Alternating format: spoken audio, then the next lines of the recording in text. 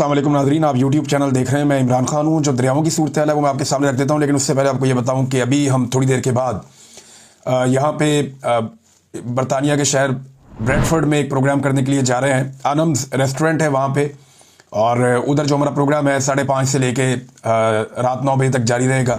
और इसमें हम सब मिलकर फ़ंड रेजिंग करेंगे सैलाब मुतासरीन के लिए। और वहाँ पे हमारे पास वो NGOs मौजूद होंगी जो ये फ़ंड्स कलेक्ट करेंगी और हम उनकी मदद करेंगे इसमें। और फिर पाकिस्तान में हम सब मिलकर अपने अपने तौर पे सैलाब मुतासरीन की मदद की कोशिश करेंगे। तो मेरी गुजारिश है कि वो तमाम लोग जो इसमें हिस्सा लेना चाहते हैं या इस तहरीक का हिस्सा बनना चाहते हैं, वो ब्रेडफोर्ड में अगर मौजूद हैं, वहाँ पे बहुत बड़ी तादाद में पाकिस्तानी रहते हैं, तो वो सब वहाँ पे आनंद रेस्टोरेंट में आ जाएं, ताकि वहाँ पे हम लोग इकट्ठे होकर पाकिस्तानियों की मदद के लिए एक कदम और आगे बढ़ें। दरियाओं की सूरत हाल मैं आपके सामने रखता हूँ। इस वक्त कुछ जगह पे सैलाब में कुछ थोड़ी कमी आई है, यानी चनाब में 2 ऐसे हेड्स हैं जहाँ पे सैलाब अभी कम है। हेड खानकी में कम है, चिन्योट में कम है, लेकिन त्रीमू में और पंजनद में बहुत हाई सैलाब इस वक्त मौजूद है। बहुत ही बुलंद दर्जे का सैलाब वहाँ से भी गुजर रहा है, और ये सरकारी अदाद-ओ-शुमार के मुताबिक है। यहाँ पे जो इन्होंने हाईलाइट किया उसको रेड से हाईलाइट किया हुआ है, और ये एरिया एक बड़े सैलाबी रेले का शिकार है इस वक्त। दरियाए चनाब में त्रीमू और उसके साथ जो है पंजनद का ये जो 2 बैराज है, यहाँ पे बहुत ज़्यादा सैलाब है। जबकि एक दरियाए रावी में बल्लोकी के मुकाम पर बहुत ज़्यादा जो हेड बल्लोकी है, वहाँ पे बहुत ज़्यादा पानी का बड़ा रेला गुजर रहा है, उसको भी बहुत हाई करार दिया गया है। और इसके बाद गंडा सिंह वाला पे जो है वो सबसे ज़्यादा सैलाब की सूरत हाल इस वक्त पाकिस्तान में गंडा सिंह वाला पे है, जहाँ से 3,11,673 क्यूसिक का एक बड़ा रेला पानी का इस वक्त गुजर रहा है। और भारत ने पाकिस्तान को खबरदार किया, पहले से बताया कि यहाँ पे बहुत बड़ी मिकदार में पानी मजीद आ रहा है। जबकि हेड सलमान की भी इस वक्त सैलाब की सतह जो है, सैलाबी पानी बहुत ज़्यादा है।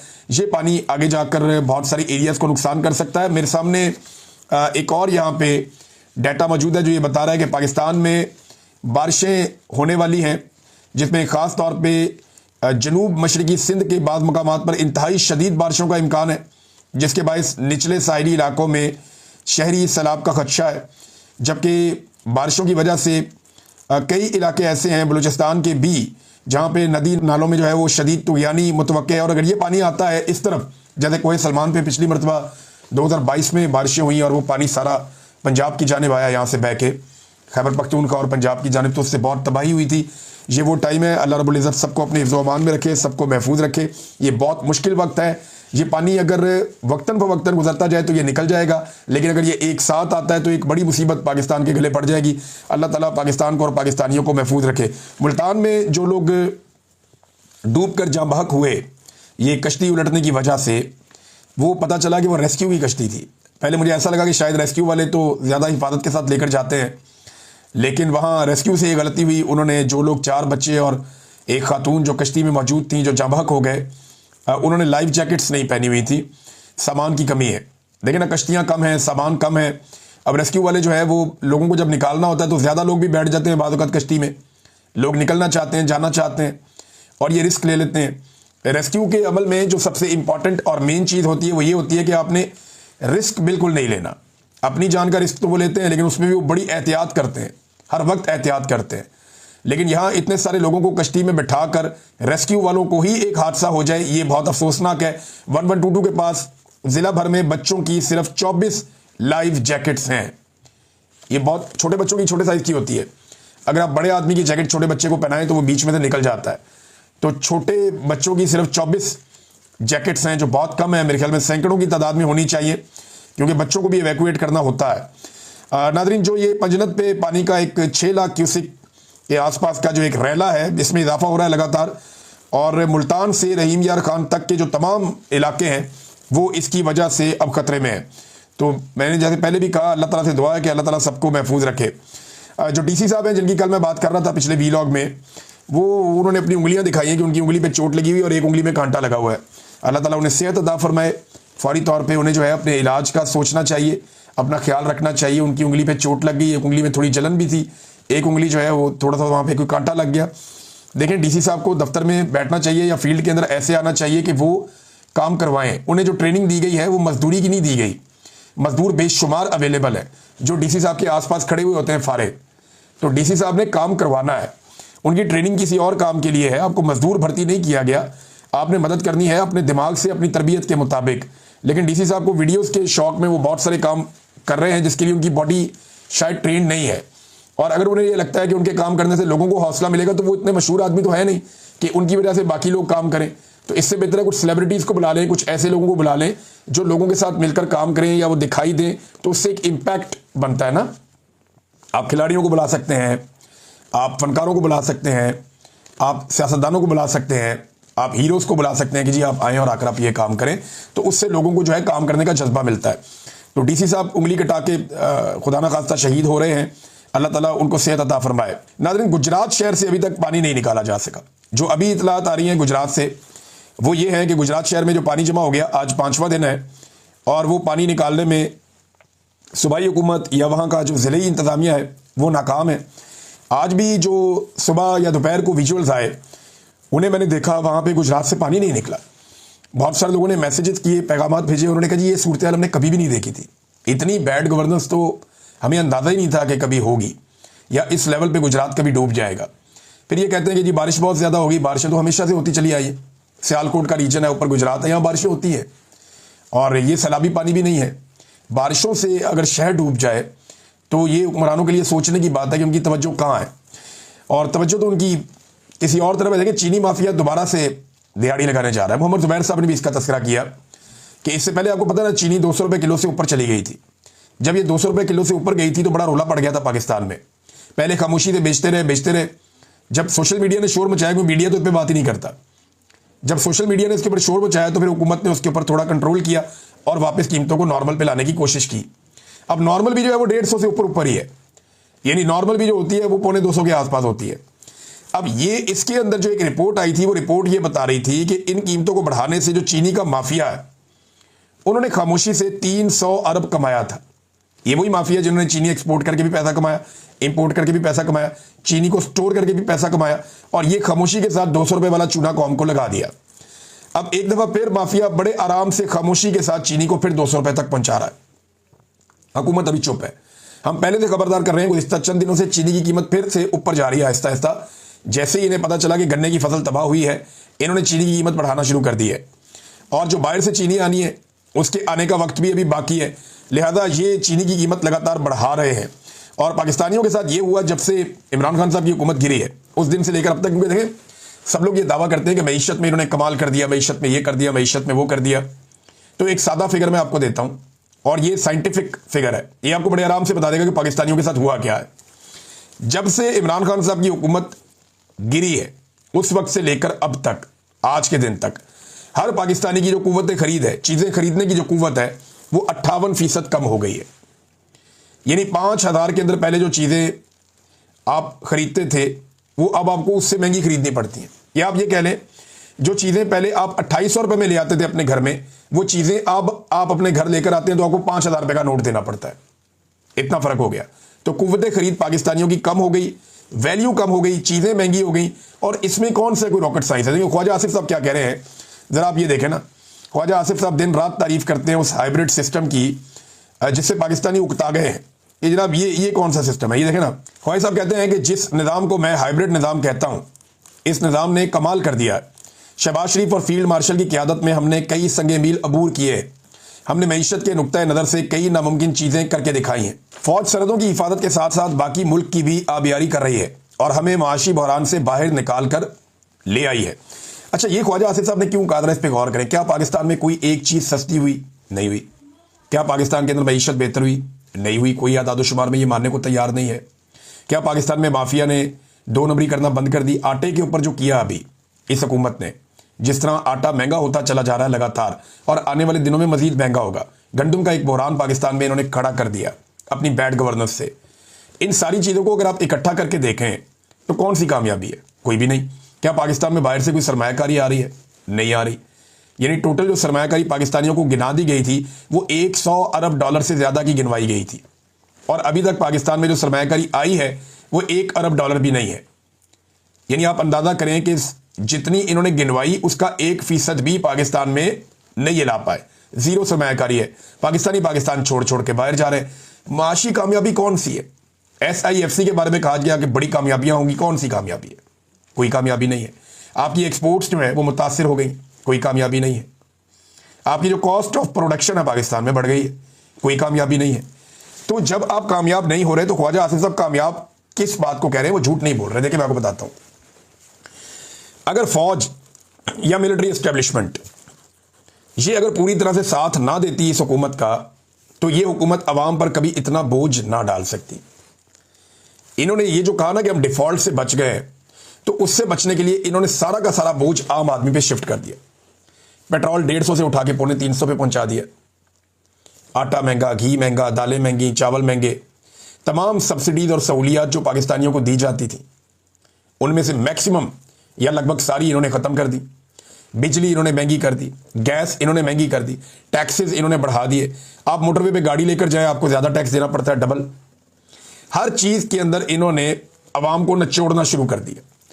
ये कभी ये कर नहीं सकते थे मिलिट्री एस्टेब्लिशमेंट की मदद के बगैर। देखे ना, अगर ये खुद से करते अवाम निकल के अवाम इनको जूते मारती। अवाम कहती भी तुम कहां से आ गए हो। एक तो मिलिट्री एस्टेब्लिशमेंट ने इनको हुकूमत बनाकर दी जो गलत बनाकर दी। उसके बाद मिलिट्री एस्टेब्लिशमेंट ने इनको फ्री हैंड दिया कि तुम जो भी फैसले करोगे हम तुम्हारी हुकूमत को गिरने नहीं देंगे, अवाम को एहतजाज करने नहीं देंगे।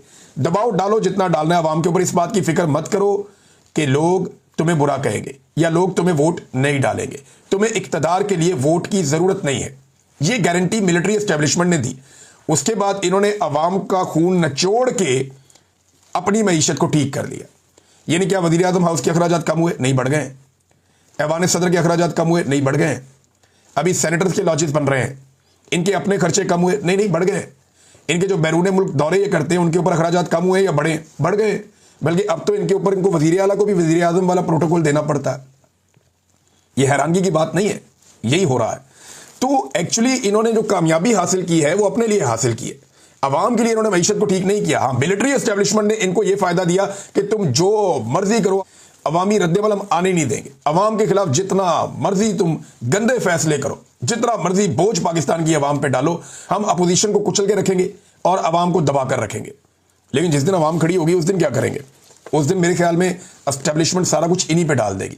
फिर यही ख्वाजा आसिफ सर पकड़ के बैठे होंगे कि मैंने हाइब्रिड मॉडल की तारीफ क्यों की थी, फंस गए। अब इमरान खान साहब से छुटकारा हासिल करने वाली बात जो मैंने आपको खबर दी थी उस पर हल्की हल्की तस्दीकें आना शुरू हो गई हैं। मोहम्मद जुबैर साहब कहते हैं जी बरी में बैठक बहुत बड़ी थी, बड़े लोगों की, जिसमें बड़े फैसले होने थे। वो समझ रहे थे कि 2 दिन की बात होगी, दफना देंगे तो बात खत्म हो जाएगी। इमरान खान का मामला भुट्टो से मुख्तलिफ है। उसके साथ जो आप सलूक करने जा रहे हैं और जो आपकी ख्वाहिश है कि इमरान खान को ठिकाने लगाना है, इसकी कीमत पाकिस्तान को भी देना पड़ेगी। अब ये बात जो है शहबाज गिल साहब भी कर रहे थे। देखिए, सबसे बड़ा प्रॉब्लम पाकिस्तान के वो एरियाज हैं और पाकिस्तान के नौजवान हैं जो कंट्रोलेबल नहीं होंगे। फिर कोई भी ऐसा एडवेंचर करने से पहले, हालांकि ख्वाहिश बहुत सारे लोगों की है, उनके दिमाग में ये बात रहनी चाहिए कि खैबर पख्तूनख्वा तो कभी नहीं मानेगा, सवाल ही पैदा नहीं होता। उन्होंने बुरे हालात में अपना मैंडेट हासिल किया है और अपने मैंडेट को मनवाया, बहुत बुरे हालात में, मार्शल लॉ जैसे हालात में। तो खैबर पख्तूनख्वा के लोग तो कभी भी इसको तस्लीम नहीं करेंगे और बड़ा खौफनाक रिएक्शन आएगा। हालांकि गंडापुर साहब के तर्ज हुकूमत या इमरान खान साहब के फैसलों को ना अमल दरामद करने की वजह से कुछ वहाँ पे मकबूलियत कम PTI की ज़रूर हुई है। गंडापुर और PTI की मकबूलियत कम हो सकती है, लेकिन इमरान खान की मकबूलियत खैबर पख्तूनख्वा में कम नहीं हुई। आज भी सारे लोग उससे उम्मीद लगाकर बैठे हुए हैं। जबकि बलूचिस्तान की सूरत हाल पहले ही आपके सामने, और पंजाब में एक ऐसी तहरीक खड़ी हो जाएगी जिसे आप कभी भी संभाल नहीं पाएंगे, आपकी नस्लें याद रखेंगी इसका नतीजा। और जिन चीज़ों को ये लोग कामयाबी कहते हैं ना, मैं आप 1-2 दिन से एक्सपोज कर रहा था, आपको बता रहा था, ये जो बाहर गए दौरे पे, वहाँ शहबाज शरीफ साहब का जो एटीट्यूड था वो एक अकेले शख्स वाला था, एक तन्हाई का शिकार, ऐसा शख्स जो तवज्जो का तलबगार है। और उसके बारे में अब नजम सेठी साहब जो इनके अपने बड़े पसंदीदा हैं, मियाँ साहब के दोस्त हैं, वो क्या फरमाते हैं देखिए। शहबाज शरीफ लपक लपक के कभी प्यूटन के पास पहुंच जाते थे, लपक के चीनी सदर के पास पहुंच जाते थे। ये बिल्कुल ऐसे था जैसे स्टेज पर एक्टिंग कर रहे हैं, हा हा हा हा, जफियाँ शपियाँ। ये सिर्फ पाकिस्तानी अवाम के लिए था, ये दिखाने के लिए था कि कितने बड़े बड़े लीडर्स मेरे यार हैं। इतने मंजे हुए लीडर्स के साथ हा हा हा हु वाली इससे बात नहीं बनती, ये नजम सेठी साहब ने कहा। तो देखें, इसमें कोई खारची महात में तो कामयाबी है नहीं। आपको चंद तस्वीरें मिल गई हैं और लोग ये कहें कितना हल्का आदमी है, इसके पास एटमी मुल्क है और इसको वज़ीर आज़म बनाया हुआ है, ये दौड़ दौड़ के हमारे पीछे आके मिलता है। हम जब छोटे थे ना तो हमारे एक दो दोस्त हुआ करते थे ऐसे जो बड़े मशहूर थे, ज़बरदस्ती मिलने वाले। वो हम घर में हैं, वो अंदर घुस जाते थे, जी हमने मिलना है, भाई से मिलना है। वो दरवाजे के बाहर ही खड़े हो जाते थे कि ये निकलेगा तो इसको हम मिलेंगे। वो बंदा सो रहा होता है, किसी वक्त पढ़ रहा होता है, लेकिन वो ज़बरदस्ती मिलने, उनका नाम ही हमने ये रखा था ज़बरदस्ती मिलने वाले। तो वो डिस्टर्ब करते थे हर एक को। अच्छा, उन्होंने ना ये काम कर करके अपनी वैल्यू ख़राब की। तो शहबाज शरीफ साहब जो है ना वो उसी तरह का काम कर रहे हैं, अपनी वैल्यू को ख़राब कर रहे हैं। इमरान खान की बहन जो हसन नियाज़ी की वालदा हैं नौरीन खानम साहबा, वो ये कहती हैं कि उस दिन जब मेरे बेटे पे इल्ज़ाम यही है ना उनके बेटे पे कि उसने पतलून उठाई थी फ़ौज की, उसको 10 साल सज़ा दे दी। तो वहाँ पे कदीर नाम का बच्चा था, नौजवान, उसके सर में गोली मारी गई थी, उसका भेजा बाहर आ गया था, जिसके रिएक्शन में लोगों ने वहाँ पे ये किया। तो सीसीटीवी फुटेज क्यों गायब की गई? इसीलिए कि उसको गोली किसने मारी है। दूसरा, वो एक हमारा इस्लाम भी कहता है कि एक इंसानी जान की हुर्मत जो है वो काबे की हुर्मत से ज़्यादा है। तो एक पतलून की हुर्मत जो है वो किसी इंसानी जान से ज़्यादा कैसे हो सकती है? पतलून उठाने के जुर्म में हसन नियाज़ी जो है वो बंद है 10 साल के लिए, जबकि जिसके सर में गोली मारी गई बच्चे के, उसका कातिल आज तक कोई पता नहीं किसने मारी, क्यों मारी। और इसके अकेले के सर में गोली नहीं मारी गई, उस दिन दर्जनों लोग शहीद कर दिए गए थे, और वो लोग सारे वही थे जो एहतजाज करने के लिए गए थे कंटोनमेंट्स के इलाकों में पाकिस्तान भर में। नाज़रीन, पाकिस्तान तहरीक इंसाफ ने ऑपरेशन रद्दुल मुनाफिकीन का ऐलान किया है और उन्होंने कहा जी कि हमने गिलगित बल्तिस्तान से जिन लोगों ने पाकिस्तान तहरीक इंसाफ के साथ गद्दारी की या इमरान खान साहब के साथ गद्दारी की, हमने उन सारों को निकाल दिया है पार्टी से। तो ये रद्दुल मुनाफिकीन जो है वो इमरान खान साहब वक्तन फ़वक्तन करते रहते हैं। एक पॉलिटिकल पार्टी ऐसी ही बनती है, अगर ये अमल जारी रहता है पॉलिटिकल पार्टीज़ के अंदर, तो एक वक्त आएगा कि पॉलिटिक्स के अंदर जो खराबियां हैं वो बेहतर होना शुरू हो जाएंगी। और बाकी पॉलिटिकल पार्टीज़ को भी ये करना चाहिए कि जो लोग धोखा दें, एस्टेब्लिशमेंट के कहने पे चलें या अपनी पार्टी लीडरशिप के अहकामात की खिलाफवर्जी करें, उनके खिलाफ एक्शन ज़रूर लिया जाए। मैं नाज़रीन इस वीलॉग के आखिर में एक बड़ी ज़रूरी बात कहना चाहता हूँ। हमें ये बात सबको समझनी पड़ेगी। पाकिस्तान से बाहर कुछ सोशल मीडिया के लोग मौजूद हैं, पाकिस्तान के अंदर भी मौजूद हैं, पाकिस्तान के बाहर भी सियासतदान मौजूद हैं, पाकिस्तान के अंदर भी मौजूद हैं। कुछ सहाफ़ी जो है उन्हें पाकिस्तान से बाहर आना पड़ा, कुछ पाकिस्तान के अंदर भी मौजूद हैं। हर एक के हालात मुख्तलिफ हैं। मैं अपनी बात करता हूँ कि मैं पाकिस्तान के अंदर जो बातें कर पाता था, जैसे मैं काम कर रहा था, मैं यहाँ पे आके वही काम कर रहा हूँ तो मैं ज़्यादा आसान महसूस कर रहा हूँ। यही बातें जब मैं पाकिस्तान में करता था तो बड़ी फ़िक्र होती थी मेरे दोस्तों को, मेरे साथियों को, मेरी फैमिली को, मुझे खुद भी, कि मैंने अब ये बातें कर तो दी हैं, इसका रिएक्शन आएगा, और आता भी था। तो पाकिस्तान के अंदर आपके हालात कुछ और होते हैं, पाकिस्तान के बाहर कुछ और होते हैं। तो हम एक दूसरे को तनकीद का निशाना बनाते हैं, चाहे सोशल मीडिया पे हों, चाहे मीडिया के लोग हों, चाहे बाकी लोग हों। देखिए, हमें सबको मार्जिन देना चाहिए। हर एक के हालात अलग है।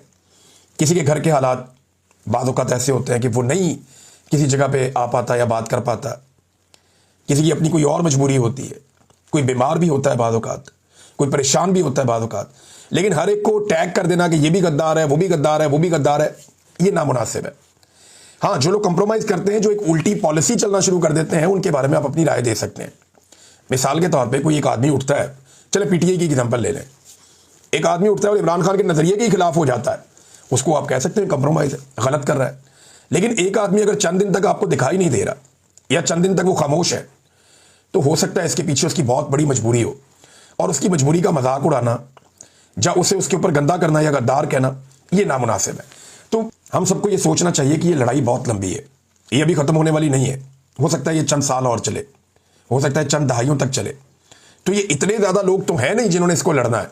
तो जिन लोगों ने इस लड़ाई को लड़ना है या ये अलम बुलंद करना है कि पाकिस्तान में सिविलियन सुपरमेसी होनी चाहिए, रूल ऑफ लॉ होना चाहिए, मैंडेट का एहतराम होना चाहिए, इंसानी हकूक़ की पामालियाँ नहीं होनी चाहिए, आज़ादी इज़हार राय होना चाहिए, जिन लोगों को ये लड़ाई लड़नी है उन्हें अपना दिल बड़ा करना पड़ेगा।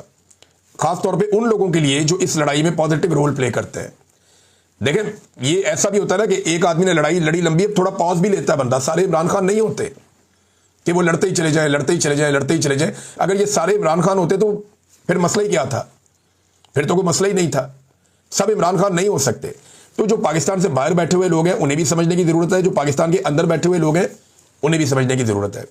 एक दूसरे को ताने देने की बजाय फोकस वहाँ रखें जहाँ से पाकिस्तान को नुकसान पहुँचाया जा रहा है। कोई शख्स कभी पहली लाइन में आके लड़ेगा, कभी आखिरी लाइन में जाके लड़ेगा। तो इस पर किसी को गद्दार